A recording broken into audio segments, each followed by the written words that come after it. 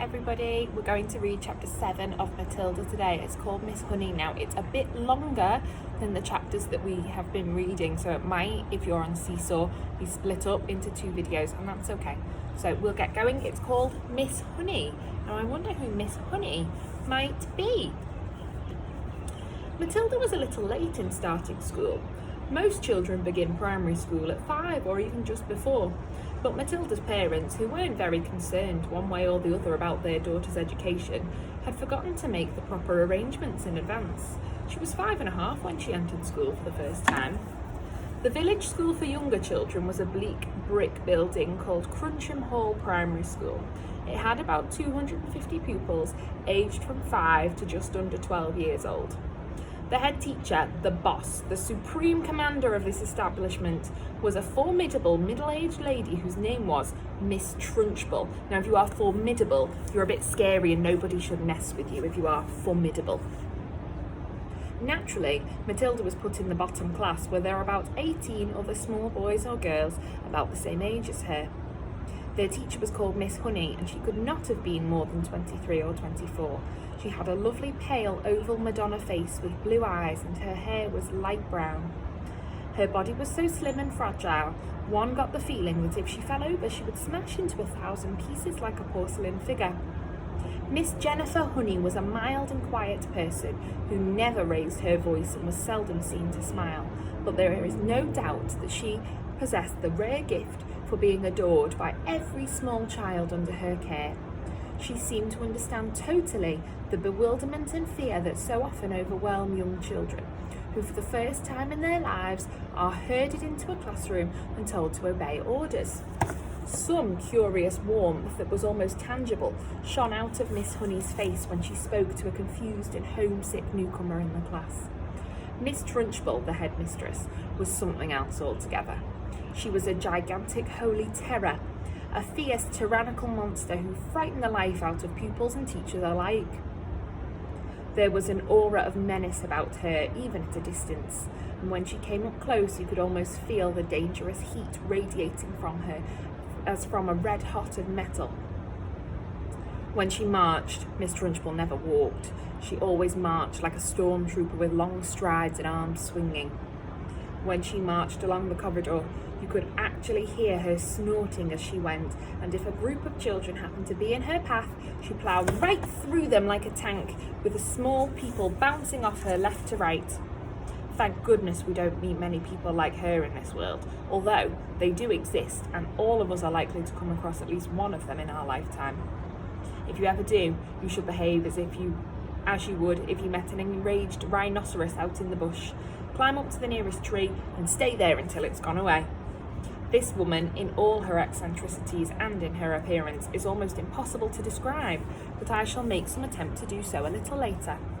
Let us leave her here for the moment and go back to Matilda and her first day in Miss Honey's class. I'll show you a picture of Miss Honey.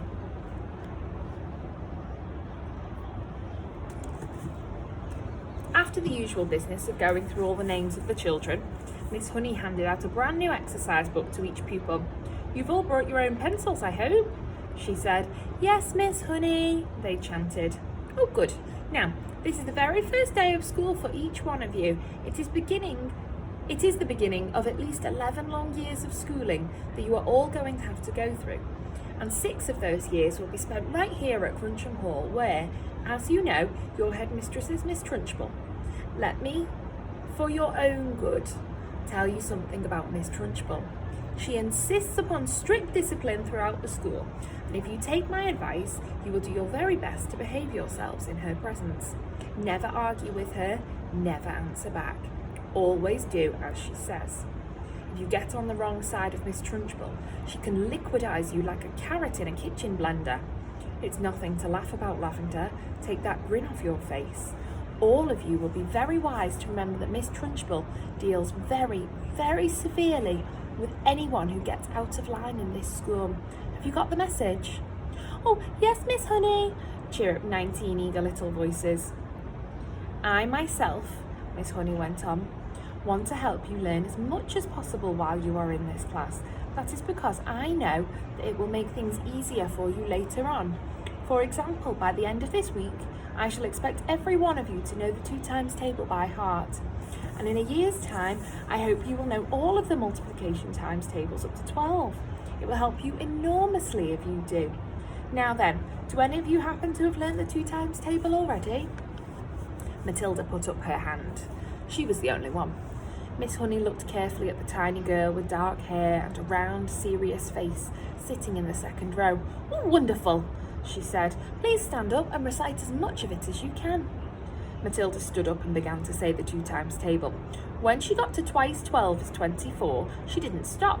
She went right on with twice 13 is 26, twice 14 is 28, twice 15 is 30, twice 16 is... "Oh, stop!" Miss Honey said. She'd been listening, slightly spellbound to this smooth recital, and now she said, "Oh, how far can you go?" "Oh, how far?" Matilda said. "Well, I don't really know, Miss Honey. Quite a long way, I think." Miss Honey took a few moments to let this curious statement sink in. "You mean," she said, "that you could tell me what 2 times 28 is?" "Oh, yes, Miss Honey." "What is it then?" 56, Miss Honey." "Oh, well, what about something much harder, like 2 times 487? Could you tell me that?" I think so," Matilda said. "Are you sure?" Why, yes, Miss Honey, I'm fairly sure." "What is it then? 2 times 487? 900... I read that wrong. "What is it then? 2 times 487? 974, Matilda said immediately. She spoke quietly and politely and without any sign of showing off. Miss Honey gazed at Matilda with absolute amazement, but when she spoke, she kept her voice level. "That really is splendid," she said. "But of course, multiplying by 2 is a lot easier by multiplying than some of the bigger numbers. What about any of those multiplication tables? Do you know any of those?" "I think so, Miss Honey. I think I do." "Which ones, Matilda? How far have you got?" I don't quite know," Matilda said. "I don't know what you mean. What I mean is, for instance, do you know the 3 times table?" "Oh, yes, Miss Honey." "And the 4 times?" "Oh, yes, Miss Honey."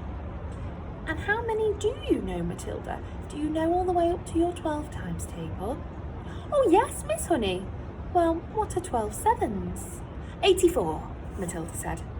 Miss Honey paused and leaned back in her chair behind the plain table that stood in the middle of the floor in the front of the class. She was considerably shaken by this exchange, but took care not to show it. She had never come across a 5-year-old before, or indeed a 10-year-old, who could multiply with such facility. "Oh, I hope the rest of the class are listening to this," she said to the class. "Matilda is a very lucky girl. She has wonderful parents who've already taught her to multiply lots of numbers. Was it your mother, Matilda, who taught you?" "Oh, no, Miss Honey, it wasn't." "Well, you must have a great father then. He must be a brilliant teacher." No, Miss Honey," Matilda said quietly. My father did not teach me." "You mean you taught yourself?" I don't quite know," Matilda said truthfully. "It's just that I don't find it very difficult to multiply one number by another." Miss Honey took a deep breath and let it out slowly. She looked again at the small girl with the bright eyes standing alongside her desk, so sensible and so solemn. "You say you don't find it difficult to multiply one number by another?" Miss Honey said. "Could you try to explain that a little bit?" Matilda said. "I'm not really sure." Miss Honey waited. The class was silent, all listening. "For instance," Miss Honey said, "if I asked you to multiply 14 by 19, no, that's too difficult." "Oh, it's 266, Matilda said softly. Miss Honey stared at her. Then she picked up a pencil and quickly worked out the sum on a piece of paper. "What did you say it was?" she said, looking up. 266, Matilda said. Miss Honey put down her pencil and removed her spectacles and began to polish the lenses with a piece of tissue. The class remained quiet, watching her and waiting for what was coming next. Matilda was still standing up beside her desk. "Now tell me, Matilda," Miss Honey said, still polishing her spectacles. "Try to tell me exactly what goes on inside your head when you get a multiplication like that to do. You obviously have to work it out in some way, but you seem to be able to arrive at the answer almost instantly. Take the one you've just done, 14 multiplied by 19. I simply put the 14 down in my head and multiply it by 19, Matilda said. I'm afraid I don't know how to explain it. I've always said to myself that if a little pocket calculator can do it, then why shouldn't I? Why not indeed, Miss Honey said. The human brain is an amazing thing.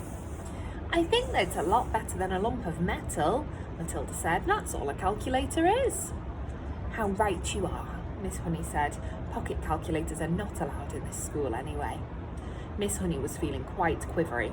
There was no doubt in her mind that she'd met a truly extraordinary mathematical brain, and words like child genius and prodigy went flitting through her head. She knew that these sorts of wonders do pop up in the world from time to time, but only once or twice in 100 years. After all, Mozart was only 5 when he started composing the piano, and look what happened to him. Oh, it's not fair, Lavender said. How come she can do it and we can't? Don't worry, Lavender, you'll soon catch up, Miss Honey said, lying through her teeth. At this point, Miss Honey could not resist the temptation of exploring still further the mind of this astonishing child. She knew that she ought to be paying some attention to the rest of the class, but she was altogether too excited to let the matter rest. Well, she said, pretending to address the whole class, let us leave sums for the minute and see if any of you have begun to spell. Hands up who can spell cat. 3 hands went up. They belonged to Lavender, a small boy called Nigel, and to Matilda. Spell cat, Nigel. And Nigel spelled it cat. Miss Honey now decided to ask a question that normally she would not have dreamed of asking the class on the first day. Well, I wonder, she said, whether any of you 3 know how to spell cat have learnt how to read a whole group of words when they're strung together in a sentence. I have, Nigel said. So have I, Lavender said. Miss Honey went to the blackboard and wrote with her white chalk the sentence, I have already begun to learn how to read long sentences. That's what the sentence on the board said. She had purposely made it difficult, and she knew that there were precious few words 5-year-olds would be able to manage. Can you tell me what it says, Nigel? Ooh, that's too hard, Nigel said. Lavender, the first word is I, Lavender said. Can you read any of the whole sentence? That wasn't right. Can any of you read the whole sentence? Miss Honey asked, waiting for the yes she felt certain was going to come from Matilda. Yes, Matilda said. Go ahead, Miss Honey said. Matilda read the sentence without any hesitation at all. Oh, that really is very good indeed, Miss Honey said, making the understatement of her life. How much can you read, Matilda? I think I can read most things, Miss Honey, Matilda said, although I'm afraid that I can't always understand the meanings. Miss Honey got to her feet and walked smartly out of the room, but was back in 30 seconds carrying a thick book. She opened it at random and placed it on Matilda's desk. This is a book of humorous poetry, she said. See if you can read that one out loud. Smoothly, without a pause, at a nice speed, Matilda began to read. An epicure dining at Crewe found rather a large mouse in his stew. Cried the waiter, don't shout and wave it about, or the rest will be wanting one too. Several children saw the funny side of the rhyme and laughed. Miss Honey said, do you know what an epicure is, Matilda? Oh, it's someone who's very dainty with their eating, Matilda said. That's very right, that's another word for fussy. That's correct, Miss Honey said. And do you happen to know what that particular type of poetry is called? Oh, it's called a limerick, Matilda said. That's a lovely one, it's so funny. It's a very famous one, Miss Honey said, picking up the book and returning it to her table in the front of the class. A witty limerick is very hard to write, she added. They look easy, but they are most certainly not. Oh, I know, Matilda said. I've tried it quite a few times, but mine are never any good. You have you? Miss Honey said, more startled than ever. Well, Matilda, I would very much like to hear one of these limericks you say you have written. Could you try to remember one for us? Well, Matilda said, hesitating, I've actually been trying to make up one about you, Miss Honey, while we've been sitting here. About me? Miss Honey cried. Well, we've certainly got to hear this one, haven't we? I don't think I want to say it, Miss Honey. Oh, please tell me, Miss Honey said. I promise I won't mind. I think you will, Miss Honey, because I have to use your first name to make things rhyme, and that's why I don't want to say it. How do you know my first name? Miss Honey asked. I heard another teacher calling you it just before we came inside. Matilda said. She called you Jenny. Oh, I insist upon hearing this limerick, Miss Honey said, smiling one of her rare smiles. Stand up and recite it. Reluctantly, Matilda stood up and very slowly, very nervously recited her limerick. The thing we all ask about Jenny is surely there cannot be many young girls in this place with so lovely a face. The answer to that is not any. The whole of Miss Honey's pale and pleasant face blushed a brilliant scarlet. That's another word for red. Then once again she smiled. It was much broader one this time, a smile of pure pleasure. Why, thank you, Matilda, she said, still smiling, although it is not true, it is a very good limerick. Oh dear, I must try to remember that one. From the third row of desks, Lavender said, It's good, I like it. Oh, it's true as well, a small boy called Rupert said. Of course it's true, Nigel said. Already, the whole class had begun to warm towards Miss Honey, although as yet she had hardly taken any notice of them except for Matilda. Who taught you to read, Matilda? Miss Honey asked.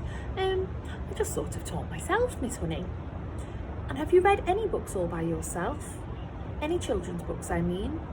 I've read the ones that are in the public library on the High Street, Miss Honey. And did you like them? Oh, I liked some of them very much indeed, Matilda said, but I thought others were fairly dull. Tell me one that you liked. The Lion, the Witch and the Wardrobe I really liked, Matilda said. I think C.S. Lewis is a very good writer, but he has one failing. There are no funny bits in any of his books. You're right there, Miss Honey said. There aren't many funny bits in Mr. Tolkien either, Matilda said. Do you think that all children's books ought to have funny bits in them? Miss Honey asked. I do, Matilda said. Children are not so serious as grown-ups, and they do love to laugh. Miss Honey was astounded by the wisdom of this tiny girl. And what are you going to do now that you've read all of the children's books? Oh, I'm reading other books, Matilda said. I borrow them from the library. Mrs. Phelps is very kind to me. She helps me to choose them. Miss Honey was leaning far forward over her work table and gazing in wonder at the child. She had completely forgotten now about the rest of the class. What other books? She murmured. Oh, I'm very fond of Charles Dickens, Matilda said. He makes me laugh a lot, especially Mr. Pickwick. And at that moment the bell in the corridor sounded for the end of class. Now that was quite a long one. You'll have to join me next time for chapter 8. See you soon, everybody. Bye.